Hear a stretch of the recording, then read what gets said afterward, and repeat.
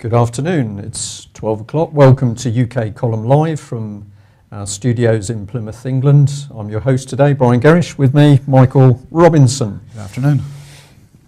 Well, we've had a phenomenal weekend, which we'll be talking about with the Leveson inquiry really coming into the mainstream press.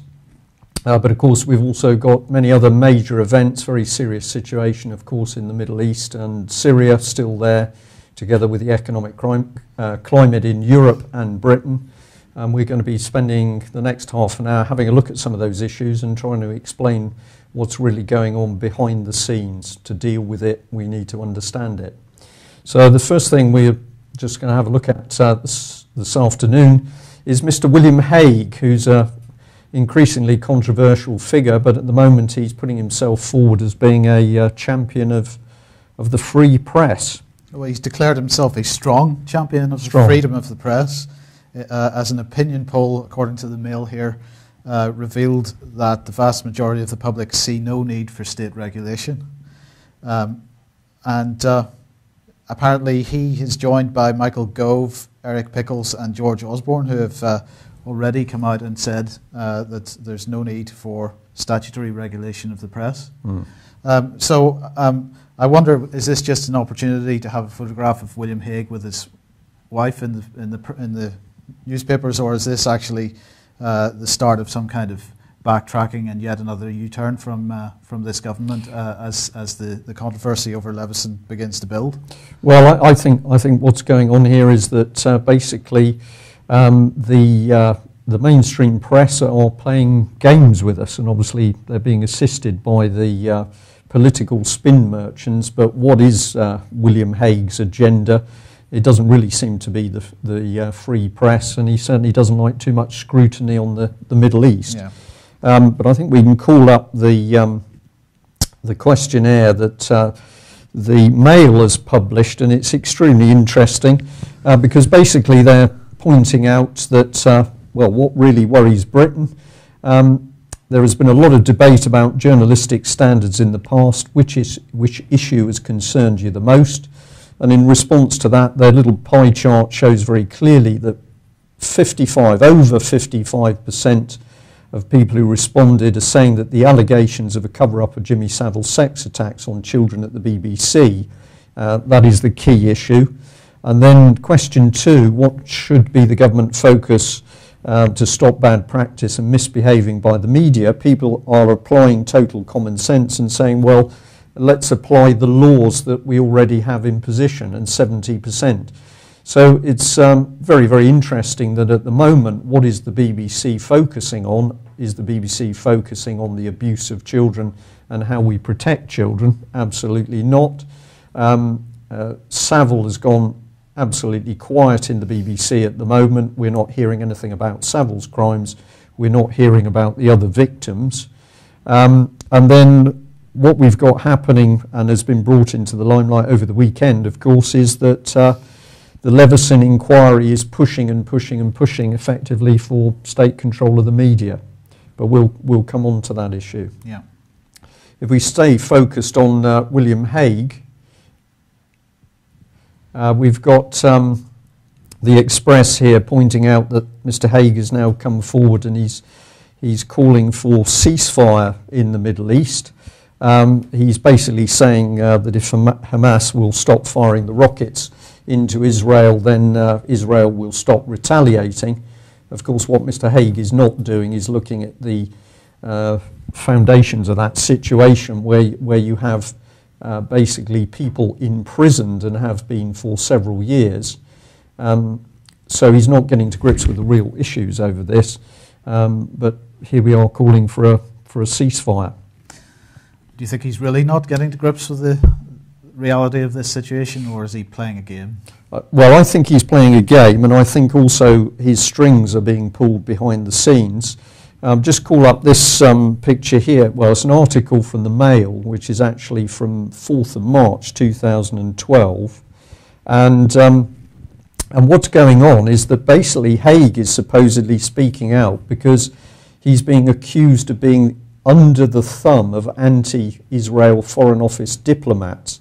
So there was a big hoo-ha in the Mail with apparently William Hague almost losing his temper. And he's apparently renowned as being a very super cool man who never loses his temper. But here he was being attacked by some 30 MPs who were saying basically he was adopting an anti-Israel status. Now what's fascinating about this is the 30 MPs were themselves members of Conservative Friends of Israel, so their allegiance is fully behind Israel, and they're attacking William Hague. But if we delve into Mr. Hague as well, he is also a Conservative Friend of Israel, and some sources say that he actually joined that organisation at the age of 15. So this man appears very dedicated in his positive stance towards Israel, and yet he's going out to the Middle East as though he's an honest broker. So what's being played out here is this a media game for people at home in UK, whilst politics, which is pro-Israel, anti-Israel, it's difficult to tell, is played out in the Middle East. We need to have a deeper look into Mr. Hague. Yeah, right. So this is from Yahoo News, and it's just interesting that Iran has decided it's going to build a pipeline, a gas pipeline from Iran to Syria. Yep.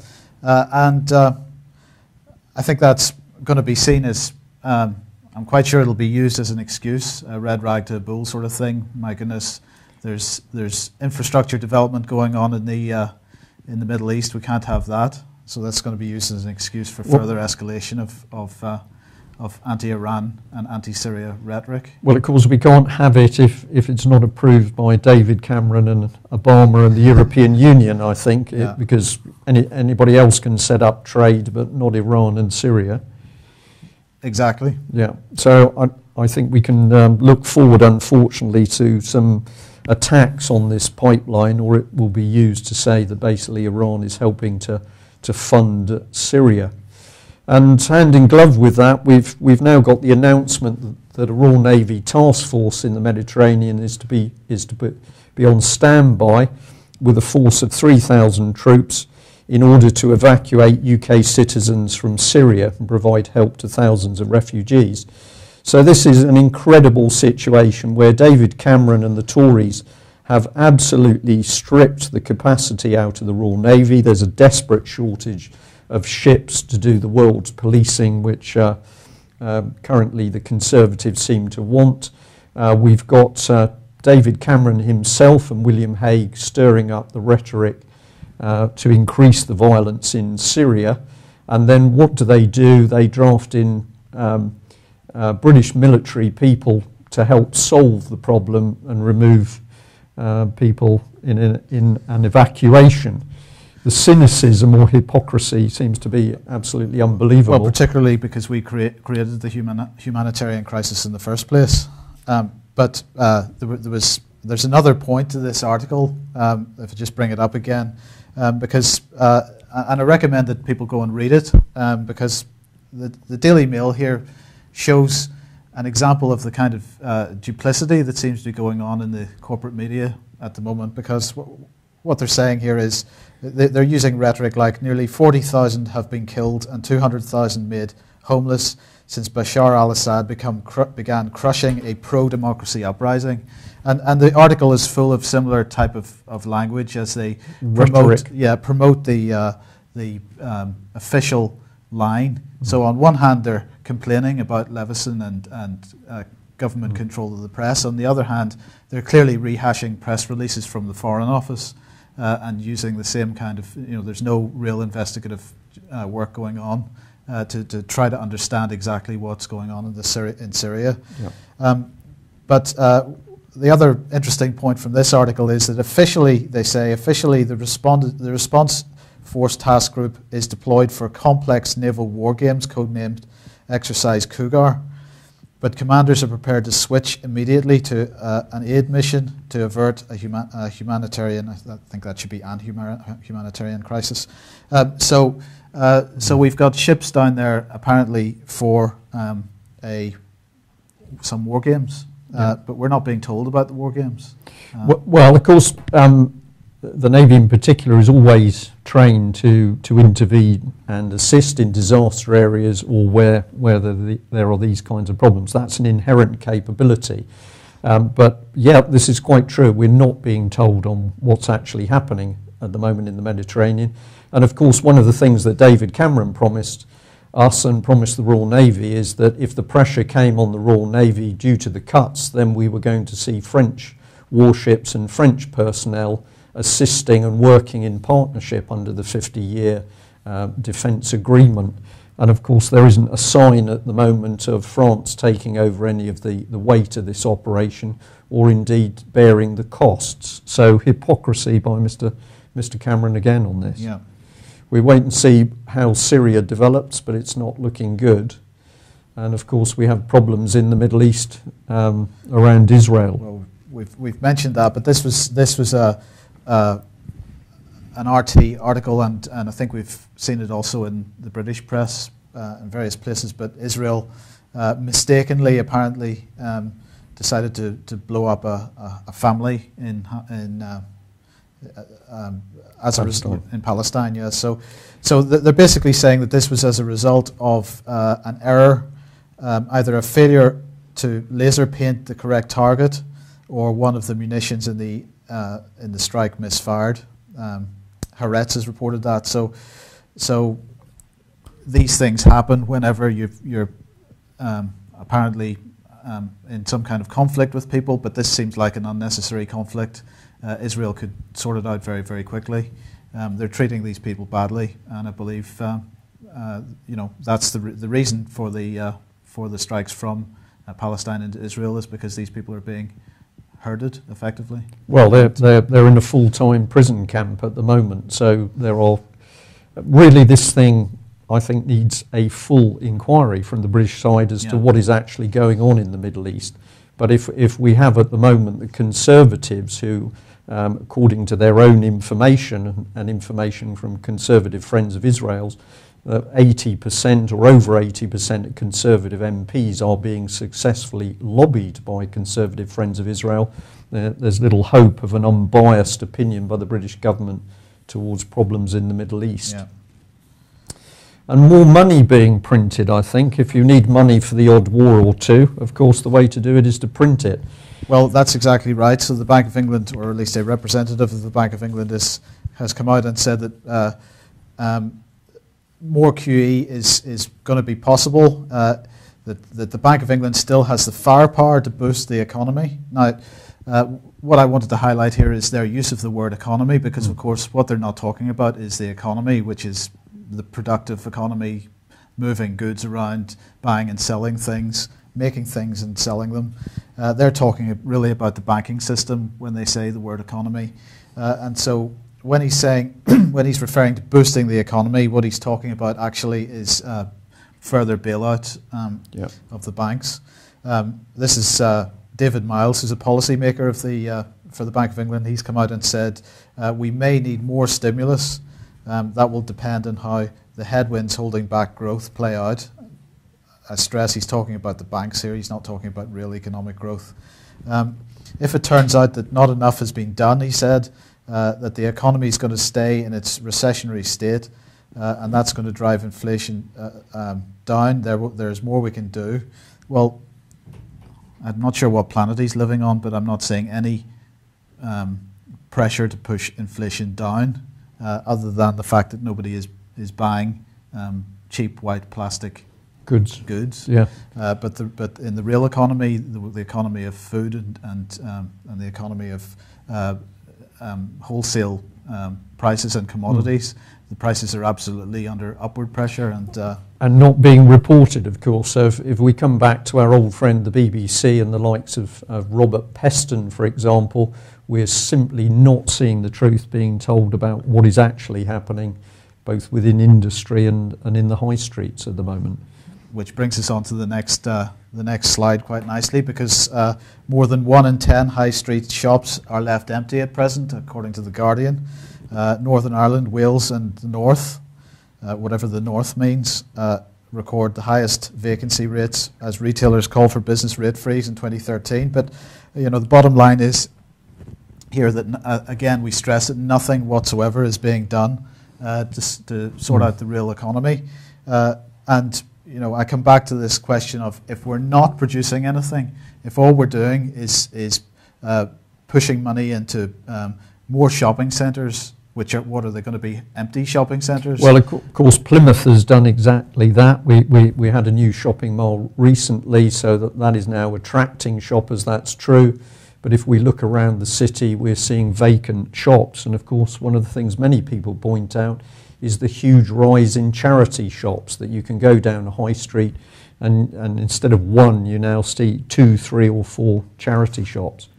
So we're not producing anything, we're not giving people real high value jobs, and the lower the quality of the job, the lower the pay, the less money there is to buy the things that the shops are selling. So if we all end up serving things in shops, the question that should be on everybody's minds is, who's going to be buying the stuff that we're selling? Nobody can afford it.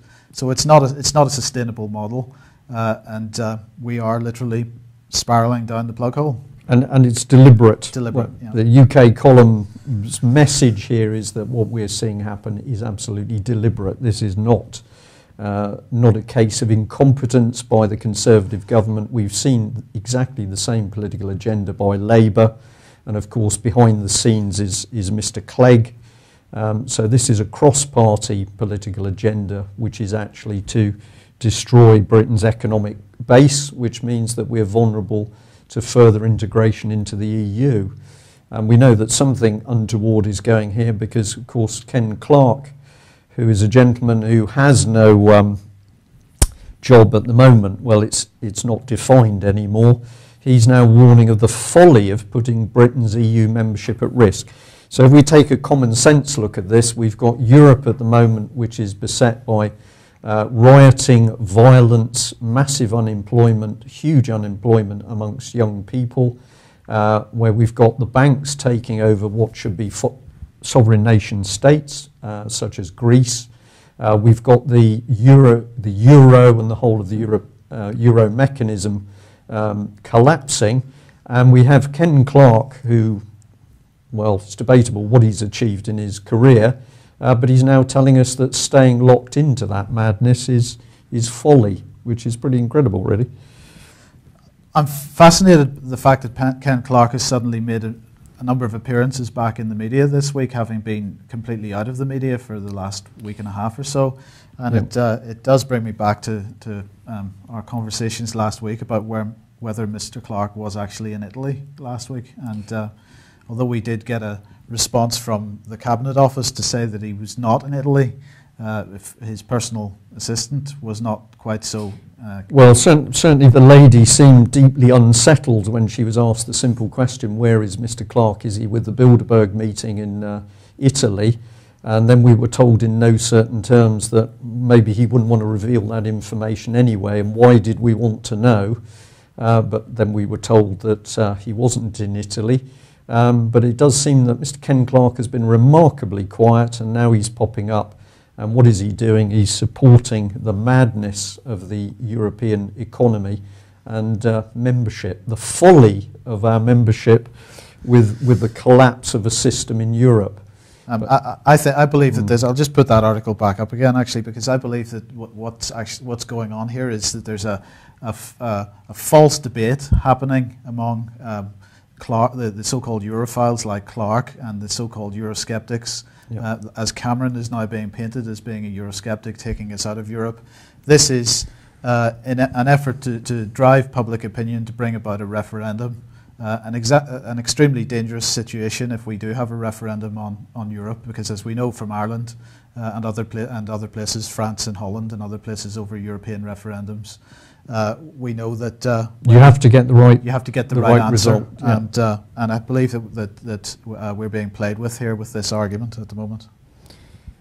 And we can add a bit more for this this gentleman, because of course Mr. Clarke is the man who's been calling for more powers for courts, so that we actually achieve secret courts in Britain, including up to the Supreme Court level. Of course, the excuse usually given is it's got to be something to do with defence or security, security of the nation. and we need secret courts. Of course, secret courts are very handy if Britain wants to get involved in a little more torture under waterboarding and rendition of people to America and other nations to be tortured. So it's very interesting that Ken Clarke, who is supposedly campaigning for openness on one hand, is the man who's been driving the push for secret courts and greater powers for judges. So what we want to do is keep the general public out of courts, keep juries out of courts, because ordinary people like ourselves are unable to make the difficult decisions that the secret courts can make. That was a sarcastic comment. Indeed, it was a sarcastic comment, just in case there's any viewers or listeners in doubt. But I personally believe that Kenneth Clarke is one of the most dangerous politicians in Britain today, and I believe that his agenda is anti-British. He's not here for the benefit of people in Britain, whatever their race or colour. This man is working to a deep political agenda of overseas powers and the international banking cartels. I think we need to watch him very carefully.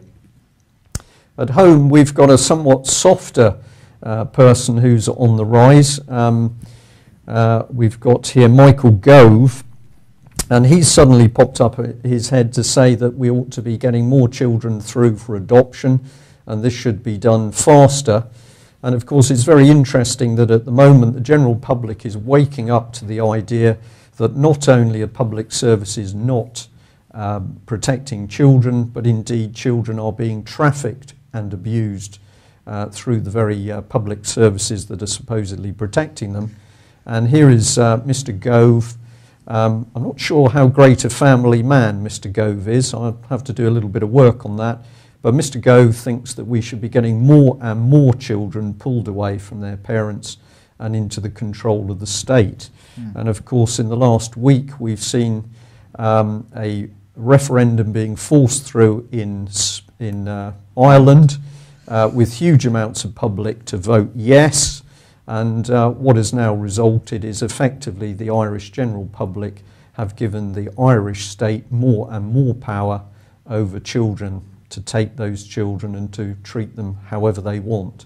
So here's Mr. Gove, who's coming up and saying essentially the same thing. We need the state to get more power over children. It's probably significant as well that the Telegraph has flagged up here concern over abuse allegations against teachers. This is an extremely interesting article because, of course, it puts two sides to the story. A great system to get people staying in the middle and doing nothing. But what they're essentially saying is that there have been so many false allegations made about members of staff that something needs to be done about this. But we know from many examples, of which the main one is, of course, Oxford and Cherwell Valley College, that when very, very serious allegations of sexual and physical assault are made against members of staff within a training establishment, that a number of victims make those accusations and produce statements, and their statements are supported even by other members of staff, that there is absolutely no reaction to investigate. And of course, we've seen a similar thing with the Jimmy Savile affair, when we say, how did this man manage to get close to the children? So I wonder whether we've got a bit more of a smokescreen here, Mike, to cover this up. Yeah. The BBC, as we've mentioned, is doing a fantastic job at the moment by not reporting any news of any significance. So the whole of the Savile scandal has resulted in the fact that we're now looking for another Director General. So Mr. Entwistle, the second Director General, has spent less than 6 months in the post, and he's to go. Of course, who's the man who's sorting this lot out? It's Chris Patten. What's Mr. Patten's primary qualification? Well, of course, apart from being a Tory and therefore member of Cameron's Old Boys network, he's also a member of the Common Purpose Cabal. I was looking for the right word there. So whether we're going to see any transparency in the appointment of the next Director General, we very much doubt it. But note how the BBC has managed to take the focus away from the key issue of abuse and Jimmy Savile's abuse, which, as we've just seen, 55% of the population believe that we should be focused on this. So what is the BBC doing at the moment? No reports whatsoever. But we have managed to pay out $185,000 to Lord McAlpine, who of course has been smiling broadly after receiving that money, and now starting to take money off people who've dared to Twitter about the original scandal. This is the key part of it, though, because on Friday, as we mentioned, the the Daily Mail broke the story in a massive analysis over 11 pages about Sir David Bell's relationship with the charity Common Purpose and the Media Standards Trust. But over the weekend, I think it's been very, very significant that other mainstream press, far from attacking and criticising the Daily Mail, have actually supported them in their investigation and their concerns. So over the weekend, the story was picked up by the Telegraph, by the Sun, by the Guardian, and by the Sunday Times. And I think great credit to the Sunday Times for producing this very clear and concise diagram of the network of vested interest at best and corruption at worst around the whole of the Leveson inquiry. And if I just take viewers through this very quickly, top right of the screen we've got Sir David Bell, of course leading the panel on the Leveson inquiry.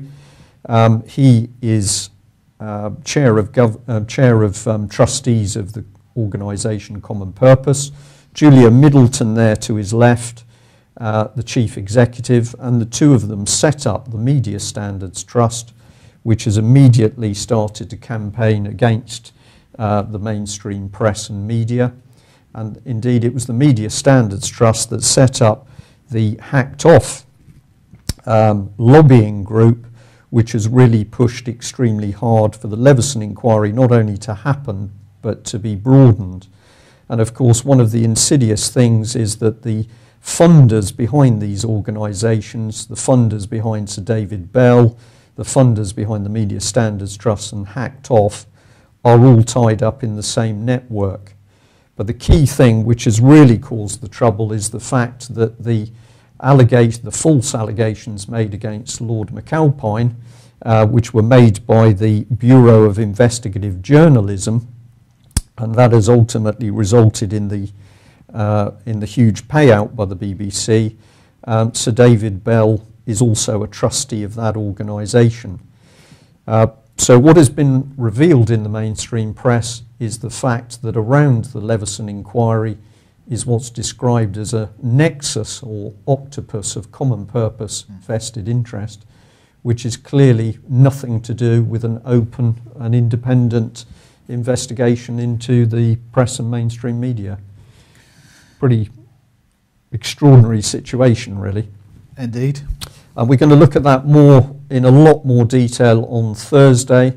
So if you think you know what's happening with the Media Standards Trust and Sir David Bell and of course Common Purpose, please come and join us for our 2-hour special on Thursday when we're going to be looking at this in some detail. David Cameron has been helping things along. I think he thinks we need to speed up decisions here. What David Cameron is saying is that at the moment too many ordinary people are causing problems by actually complaining about planning decisions and putting forward public inquiries, and that this is a nuisance basically, and so he's going to stamp on this and he's going to make sure that the government fully supports those who want to get big developments in place. And it's an Express article which I think is worth reading, because he's basically saying if you're a little person, we're not going to tolerate you putting your opinion into the pot. We're going to stamp on you. Just a bit of an eye on the time here, but of course David Cameron, who is our president, or believes he is, he's also now speaking in the CBI, and he's also saying that he's going to have a crackdown on things which are causing problems for people in business. So on one hand, we've got the lie of big society and giving power to the ordinary people, and on the other side, we've got him actually saying that we're going to be stamping down if ordinary people dare to speak out. Because we're not the right kind of ordinary people. We're not. To be the right kind of people, you need to be common purpose people, or you need to be Saul Alinsky. So probably we'll finish here, but we've got an amazing situation where Ed Miliband is now saying that the public should think of him as Maggie, as in Maggie Thatcher. Does he mean in a dress? I don't know whether he means in a dress or perhaps it's just the handbag, but what an extraordinary statement that this Labour MP, who most people still don't really know who this man is, but he's suggesting that already he's built up enough of a track record that people should think of him as a woman, Maggie Thatcher, and that he's going to be doing great work for the British people. What is very interesting is that he's been talking about his father, and this is a quote where he says, "He, my dad, would have encouraged me to stand up to people however powerful they are. The point of democracy is that it's the ultimate political tool, and I mean that in the sense that there can be no set of forces in our country that are beyond the reach of democracy." So that's what he said. It's particularly interesting just to remind viewers and listeners today that, of course, Ed's late father, Ralph Miliband, was an absolute Marxist. Amongst other things, he helped edit the Dictionary of Marxist Thought. And here we have a Labour leader who is prepared to boast of his connections through into Marxist ideology. But of course, Ed Miliband is rich enough to be a Marxist, and presumably he'll be able to buy the dress and handbag to go with it. Any further points, Mike? No, I think we've just about got there. Yeah. Okay, thank you very much for joining us this afternoon. We'll be back online at 12 o'clock tomorrow. And if you want to stop what's happening in Britain today, let's join the mainstream press in exposing what is really going on, and let's get tackling our politicians and councillors and bringing them to account. Thanks for joining us.